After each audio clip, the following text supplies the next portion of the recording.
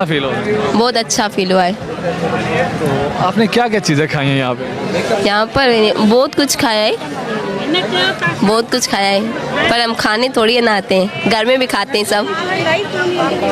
आपको रिहाइश के लिए कैसी कैसी फैसिलिटीज़ मिली हैं? सब हर चीज़ मिली है, हर चीज़ परफेक्ट है यहाँ पर।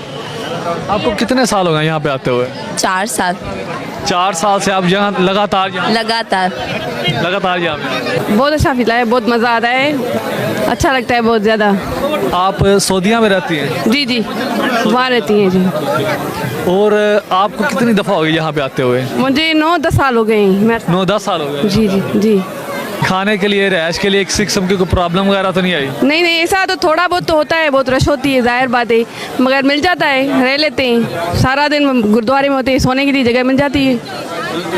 आप जो आपके बहन भाई अभी तक नहीं आए उनको क्या पैगाम देना चाहेंगे?